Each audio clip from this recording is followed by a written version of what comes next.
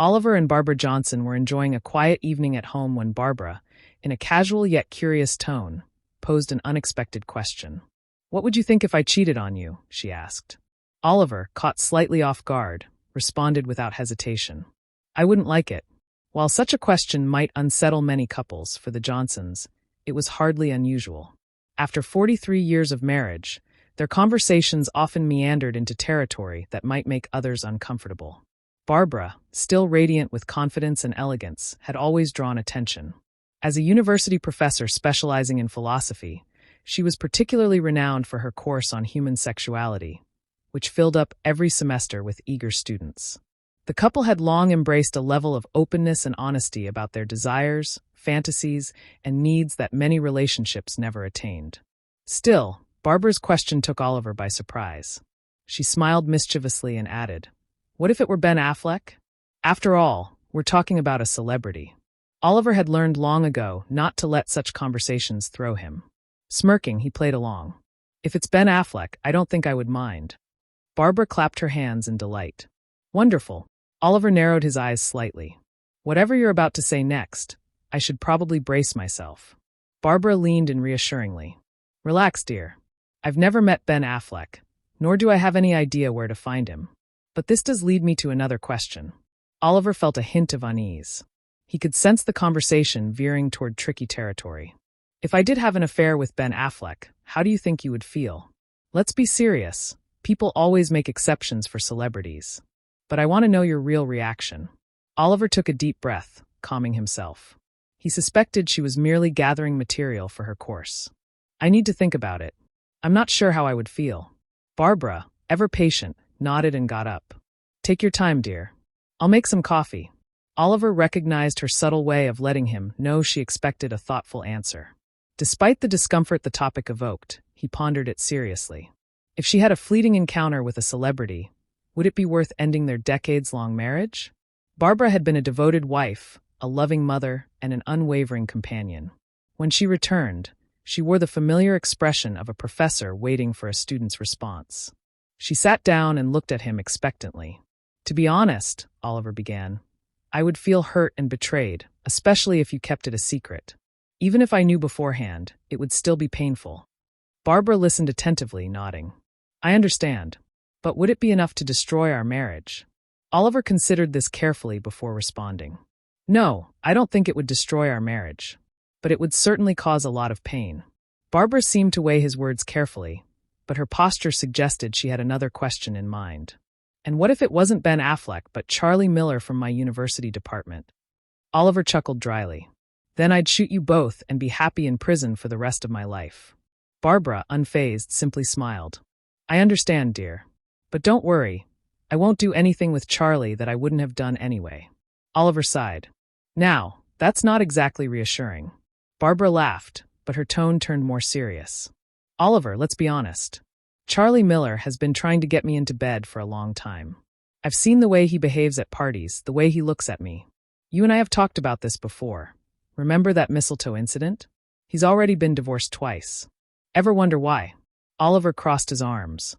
"I'm beginning to wonder if you're trying to humiliate me in front of everyone we know." Barbara started to interrupt, but Oliver raised a hand. "Barbara, do you really think that man can keep a secret? He'd probably post all the details online for everyone to see. If you ever slept with Charlie Miller, that would be the ultimate betrayal.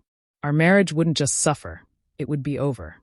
Barbara remained silent for a moment, then gently patted his arm and kissed his cheek. "I'm going to bed. Are you coming?" Oliver exhaled and shook his head. "Right away. Just finishing this chapter."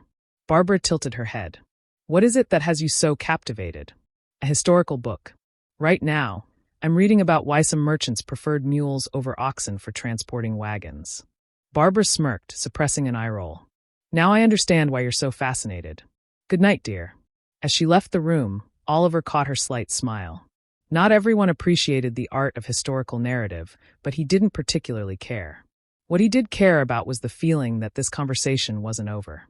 He had learned to read Barbara over the years, and he had no doubt she would revisit the topic. She reminded him of a trip years ago when he had asked her to pack just one suitcase.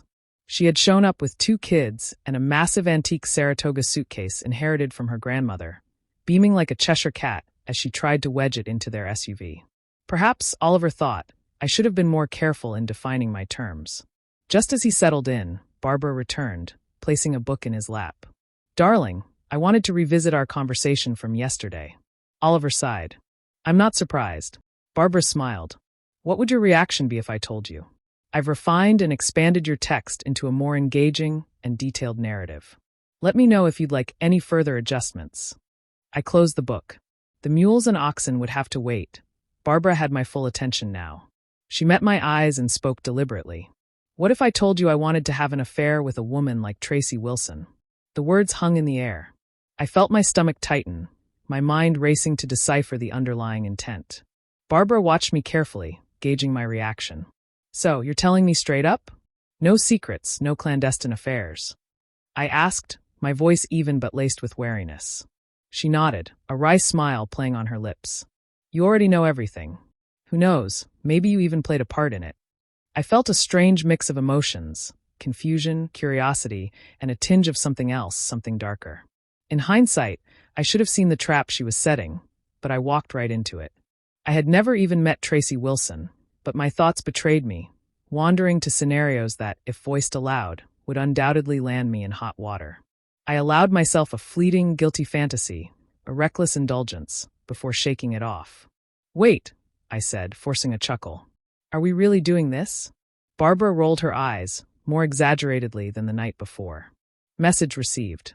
So, your understanding of fidelity depends on how personally threatened you feel rather than any real moral compass. Her tone was cutting, and I winced inwardly. Ouch! That stung. I remained silent, unwilling to dig my hole any deeper. She sat there, staring at me, her foot tapping softly against the floor. She was waiting for an answer, and I knew better than to ignore her. I exhaled, rubbing my temples before finally speaking. Barbara, why are you so fixated on having an affair with that sleaze Charlie Miller? I asked, barely disguising my irritation. She sighed. Charlie? He's a liar, sure. But not in the way you think. It took me a moment to grasp her meaning. My mind wasn't exactly operating at full capacity, too caught up in the implications of this conversation. I know, she continued, as if reading my thoughts. You probably figured it out already, but let me spell it out. This isn't some passionate fling. It's part of my research. I think it'll give me valuable insight. A dryness crept into my mouth. My head felt light. Research? I echoed incredulously. She nodded, utterly composed. Let's be honest, Oliver. This isn't about morality, it's about fragile male pride. That's not true, I countered, though the words felt weak even as I spoke them. Listen, Charlie poses no threat to us whatsoever. Just like Ben Affleck, just like Tracy Wilson. Like it or not, I'm doing this. Next weekend, I'm going away with Charlie. I'll be back Sunday night. It won't change anything. She said it as though she were informing me of a weekend yoga retreat. My jaw clenched. You're not going to leave me over this, are you? She asked, her voice soft but firm. It's just a weekend. Barbara, I don't own you. I can't stop you. But if you go through with this, there will be consequences. She tilted her head, considering me. Consequences? For you. For me. For us, I said quietly. I won't stop you, but I can't promise things will go back to the way they were. She sighed, brushing a strand of hair behind her ear. Noted. The week leading up to her departure was thick with unspoken words and strained silences. On Friday, as she grabbed her suitcase, she tried to inject some lightness into the moment. Don't worry, we'll be fine. What are you planning to do while I'm gone? Play with your train set? I smirked. Oh, don't worry about me. I might be spending time with Madison Garcia. Madison Garcia, the only woman I knew with bigger breasts than Barbara. And one who hadn't been shy about flirting with me, even in front of my wife. Barbara froze at the door, her grip tightening on her suitcase handle. I pretended to be engrossed in my newspaper. I heard the telltale creak of the floorboards as she turned around. I glanced up, meeting her gaze. She studied me for a long moment, then, without a word, she pulled off her sweater and strode toward the bedroom. As she passed, she paused just long enough to murmur, "You know her breasts aren't real, right?" And just like that, she disappeared into the bedroom, leaving me with my newspaper and a head full of conflicting thoughts. I sighed, folding up the paper and chuckling dryly. Sometimes, you have to get their attention first.